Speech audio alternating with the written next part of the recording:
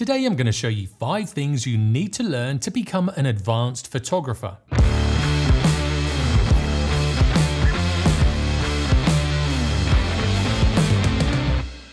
Becoming an advanced photographer takes time.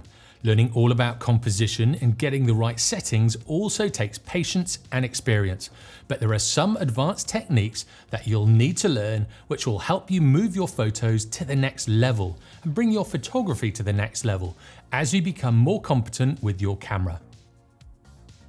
Exposure blending is a technique that enables you to get much more dynamic range out of your camera. All you do is take 3 shots with different exposures, one for the shadows, one for the normal exposure, and then one for the highlights.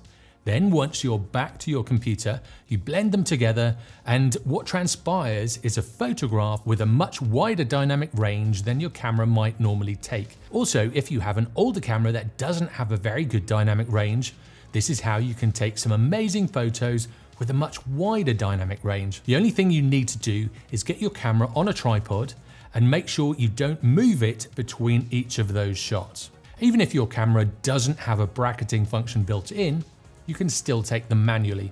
You get your camera on the tripod, keep it where it is, and then take a photo at the exposure that you want, take another photo minus 1 stop of light, and take a third photo plus 1 stop of light. Once blended together, you'll have so much more latitude when editing because that dynamic range will be so much wider, and there'll be so much more information in the shadows and in the highlights.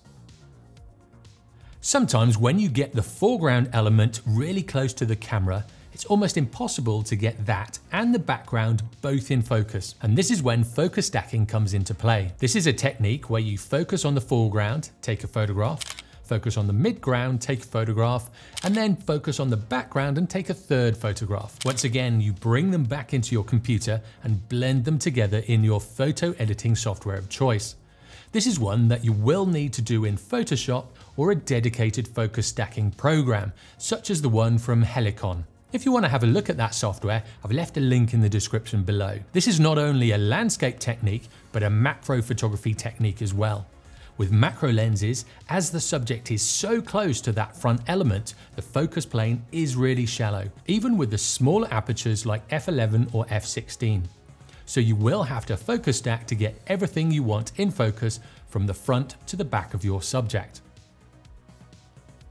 When you want to get, say, water a little bit smoother in your shots, remove people from travel photos, or get a slight bit of blur to add drama, long exposure photography is the way to go. Once I started taking shots with longer exposures, this really did transform my photography from amateur looking shots to advanced shots. With this technique, you will need to buy some ND filters. And if you want to shoot in the middle of the day, you will need some really strong ND filters like a 10 stop or stronger. Once you get taking photographs with these, you'll see the benefits in using them to really make your photos stand out and go beyond just being snapshots. If you shoot any type of moving objects, people or subjects, getting a bit of motion blur whilst the subject is in focus and sharp is such a great little trick to have up your sleeve. All you do is lower your shutter speed and then pan the camera, matching the speed of your subject. When you get it right, your subject will be sharp and everything else around them will be blurred, giving that sense of movement. It does take a while to get this one, and you do need your camera in the high-speed, rapid-fire drive mode. When you first start doing this, it will seem like you're taking a load of shots and not getting anything at all. But after a while, you will start to get 1 or 2 that are perfectly sharp. And then once you start building the skill level, you'll start to get more and more. As for which shutter speed you choose, this all depends on what lens you are using. With the focal length shutter rule, I'd start at that and then half it. If your hands are relatively steady, you might get away with this. But if it's too blurry, including your subject, start incrementally raising your shutter speed. Once you find the sweet spot, your subject will start to become clear when you do match their speed. And this is half the battle. When you do pan your camera at exactly the same speed as your subject, that's when you'll start to get them a lot sharper and a lot clearer.